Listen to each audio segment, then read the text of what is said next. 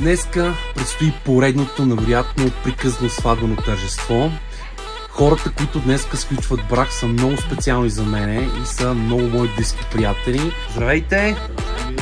Това е Жорето, това е Ванчето. Как се чувстват? Много добре. Прекрасно. В очакване. Добре. Трудно ли беше да изберете мястото, датата? Имахте ли противоречия или бяхте единодушни? Не. Мястото го избрахме на втория опит. Датата, нали, искахме друга, обаче трябваше да се съгласим с това. Заради мястото, защото прекалено много интересно. Тоест датата, за да останем на това място, я преместихме на тази. От самото начало за Жоро всичко беше готово и всичко друго трябваше аз да го правя. И до ден днешен за него всичко е готово. Нямам проблем. След малко ние започваме вече да се подготвяме и с техниката, да се облечем, да посрещаме младожените, ще имаме изнесен ритуал в горичката, ще имаме партия в една уникална тента, зала и после ще има автор парти къде? В дискотеката. Значи предстои една изключително богата програма. Има и коктейл. Да, супер. Ще има и коктейл на тераса. Да, слънцето е поръчно, няма дъжд, ето виждате, всички облаци сме ги разкарали. Всичко ще бъде супер, така че останете до края на видеото, за да усетите емоцията от днескашния празничен ден на Ванчето и Жорето. Чао за сега!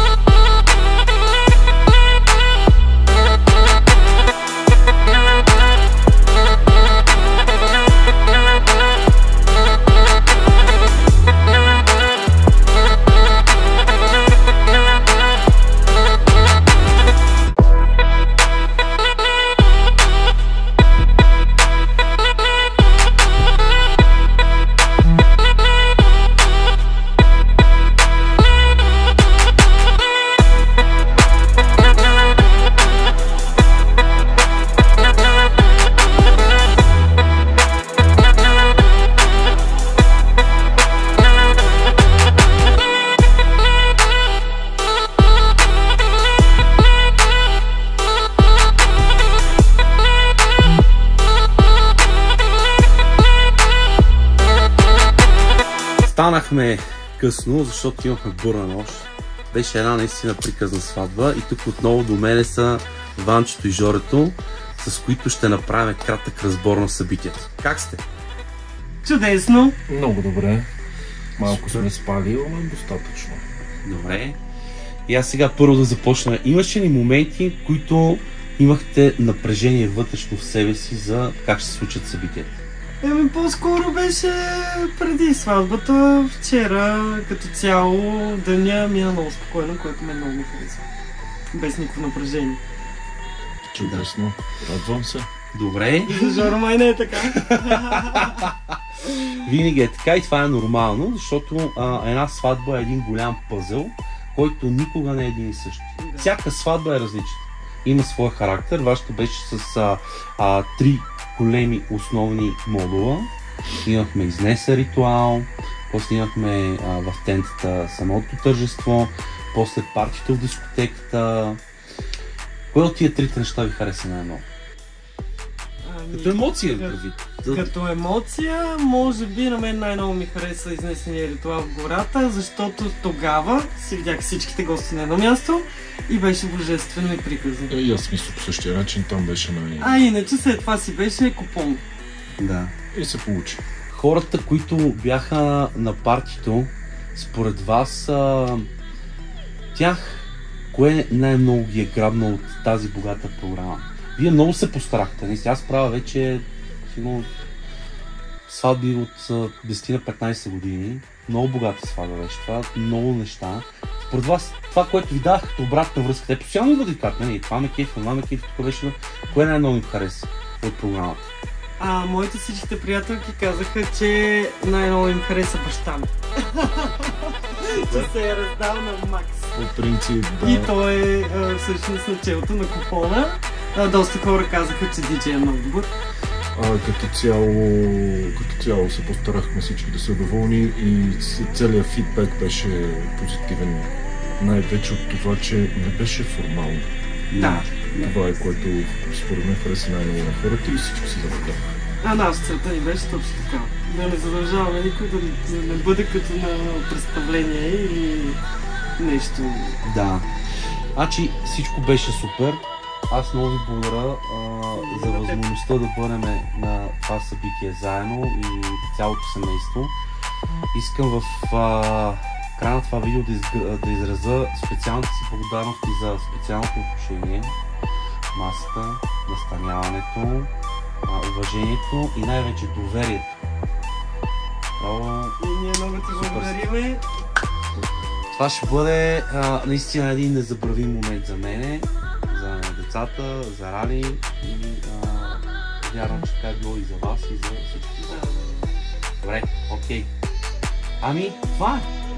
Да. До година пак. Абсолютно. Добре, чао. Чао.